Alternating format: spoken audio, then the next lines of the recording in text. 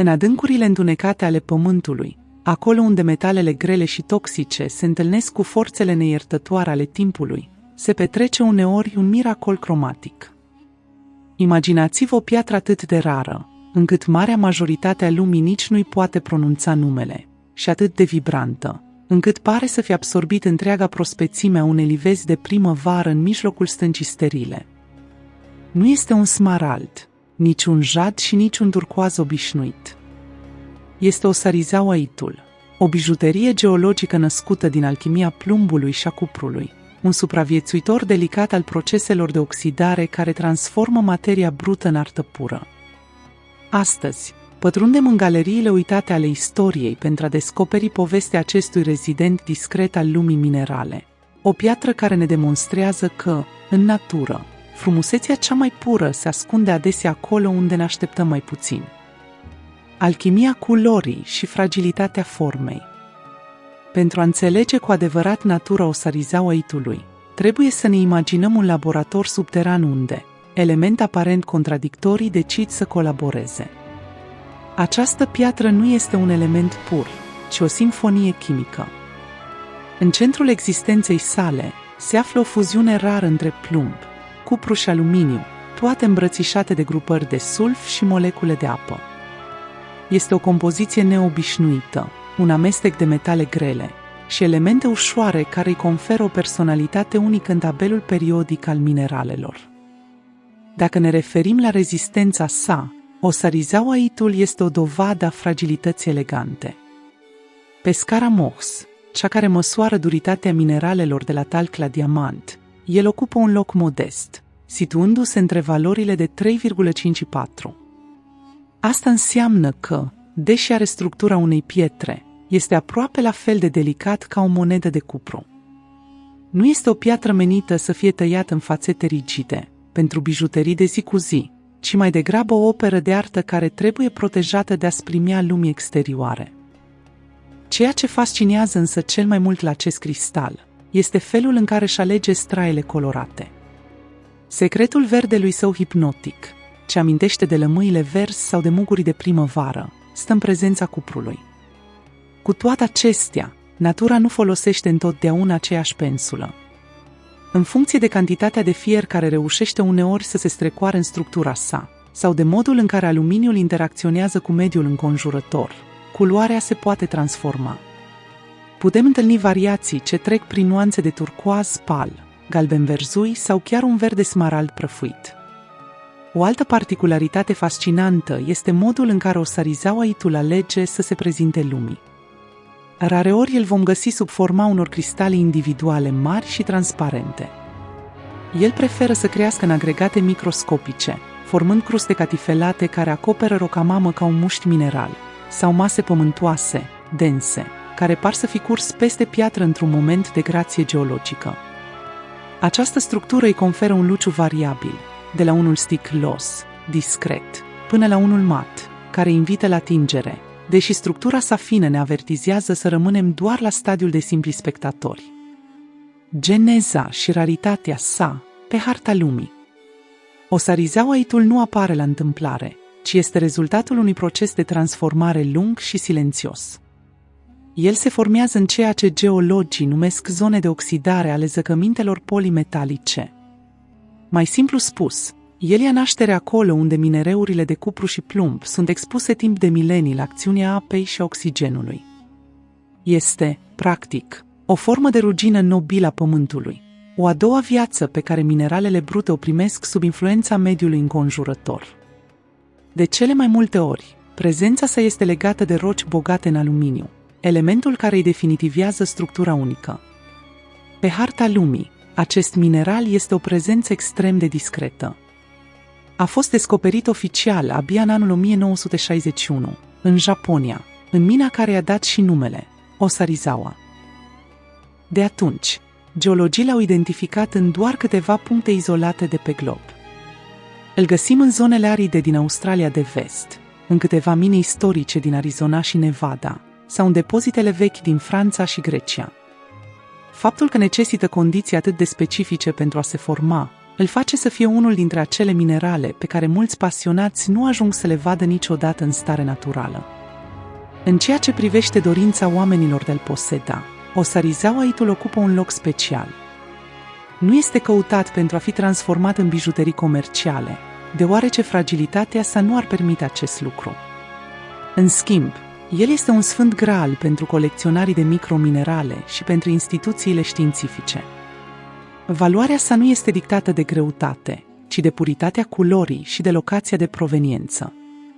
Un eșantion bine păstrat, care prezintă acele cruste verzi intacte, pe roca sa de origine, este considerat o piesă de rezistență în orice colecție privată sau muzeu de geologie.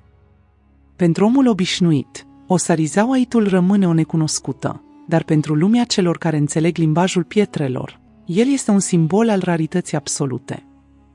O dovadă că natura are încă secrete pe care le dezvăluie doar celor care au răbdarea să le caute în cele mai izolate locuri ale planetei. Între estetică și limitările practice. Când ne gândim la minerale rare de o culoare atât de vie, primul impuls este să ne imaginăm bijuterii spectaculoase. Cu toate acestea, Osarizawaitul este o excepție de la regulă. Din cauza durității sale scăzute și a structurii sale care tinde spre fragmentare, el este aproape absent din vitrinele magazinelor de bijuterii. O tăietură tradițională pe o astfel de piatră este o provocare pe care puțini bijutieri și-ar asuma-o, deoarece cristalul s-ar putea sfârma la cea mai mică presiune. Adevărata sa utilizare se află în sfera educației, a cercetării și a colecționismului de elită. În industrie, Osarizawaitul nu este extras la scară largă, deoarece elementele sale componente, precum cuprul sau plumbul, sunt mult mai ușor de obținut din alte minerale mai abundente. Astfel, el rămâne un obiect de decor, pur natural. Cele mai impresionante piese sunt lăsate în starea lor brută, pe roca mamă, transformându-se în exponate de muzeu sau în piese centrale pentru decoruri interioare exclusiviste. Valoarea sa nu este una utilitară, ci una pur estetică și științifică, fiind un martor tăcut al proceselor chimice de suprafață ale planetei. Marile depozite și mine care au făcut istorie. Deși este un mineral rar, istoria sa este marcată de câteva locații emblematice unde natura a fost mai generoasă. Punctul de plecare rămâne, fără îndoială, mina Osarizawa din Japonia. Aceasta nu a fost doar locul descoperirii inițiale, ci și mina care a oferit lumii primele eșantioane de referință. Deși mina s-a închis în anii 70, piesele extrase de acolo rămân standardul de aur pentru acest mineral. Un alt punct fierbinte pe harta Osarizawaitului este Australia. În mina Wim Creek din vestul continentului, acest mineral a fost găsit într-o abundență neobișnuită pentru standardele sale. Aici, condițiile climatice aride și structura geologică au permis formarea unor cruste groase și vibrante, care au alimentat piața colecționarilor internaționali, decenii la rând. Nici continentul american nu se lasă mai prejos. Minele din regiunea Bisbee din Arizona, cunoscute pentru diversitatea incredibilă a mineralelor de oxidare, au scos la lumină exemplare de o calitate remarcabilă. De asemenea, în Europa, zona Lavrion, din Grecia, celebră încă din antichitate pentru minele sale de argint și plumb, a oferit cercetătorilor surprize plăcute, confirmând că Osarizawaitul poate apărea, oriunde alchimia naturală a plumbului și cuprului este lăsată să lucreze în voie. Totuși, în ciuda acestor puncte de extracție, mineralul nu a fost niciodată găsit în cantități industriale, rămânând o resursă limitată, extrasă mai degrabă ca un subprodus prețios, în timpul căutării altor minereuri. Cronica unei descoperiri moderne și recordurile sale. Spre deosebire de diamante sau rubine, a căror istorie se pierde în negura timpului, Osarizawaitul este un protagonist al epocii moderne.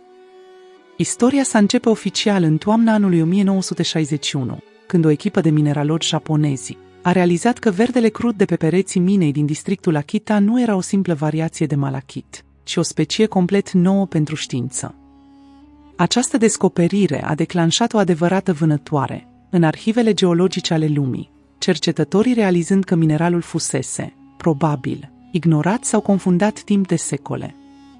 Deși nu există diamante celebre în această categorie, există eșantioane care au scris istorie.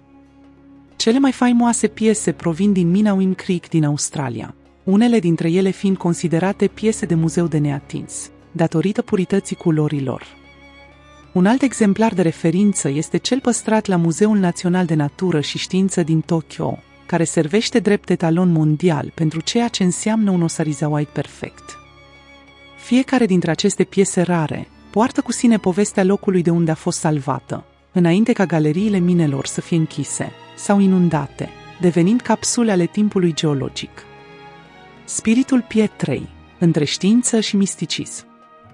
Deși umanitatea nu a avut milenii la dispoziție pentru a crea legende în jurul osarizawaitului, pasionații de ezoterism modern și cristaloterapie i-au atribuit rapid un rol în echilibrul energetic. Fiind o piatră a verdelui regenerator, este adesea asociată cu chakra inimii, fiind considerată un simbol al vindecării după perioade de apăsare emoțională sau stres intens. În astrologia modernă, datorită compoziției sale ce include plumbul și cuprul, mineralul este privit ca o punte între Saturn și Venus. Este adesea recomandat zodiilor de pământ, precum Taurul sau Capricornul, oferindu-le un echilibru între stabilitate și flexibilitate. Din punct de vedere energetic, se spune că osarizawaitul funcționează ca un scut protector împotriva energiilor stagnante. Însă, atenție! Spre deosebire de alte cristale, curățarea sa necesită o grijă deosebită. Din cauza compoziției sale chimice și a fragilității, contactul prelungit cu apa sau cu sarea este strict interzis, deoarece ar putea degrada structura delicată a pietrei. Cei care cred în puterea sa recomandă curățarea prin fumul de salvie sau prin expunerea discretă la lumina lunii, evitând soarele puternic, care ar putea altera culoarea unică. Chiar dacă nu a fost încrustată, pe spadele cavalerilor de altă dată, pentru căutătorul modern de frumos, apariția unei fisuri în acest cristal este interpretată ca un semn că piatra a absorbit un șoc energetic, protejându-și posesorul. Osarizawaitul nu este doar un mineral, este o dovadă că pământul știe să creeze artă chiar și din cele mai aspre elemente. Ne-am obișnuit să căutăm spectacolul în strălucirea diamantelor, însă această piatră ne reamintește că adevărata raritate se ascunde, adesea, sub o mască de fragilitate și un verde de o puritate ireală. Am așezat astăzi încă o filă în această bibliotecă a naturii, un spațiu pe care l-am dedicat celor care, ca și tine, nu s-au oprit niciodată din a pune întrebări. Fiecare cristal sau plantă pe care le aduc aici sunt piese dintr-un puzzle uriaș, o formă de a înțelege limbajul mut al lumii din care facem parte. Dacă simți că această căutare merită continuată, te invit să te alături acestui proiect.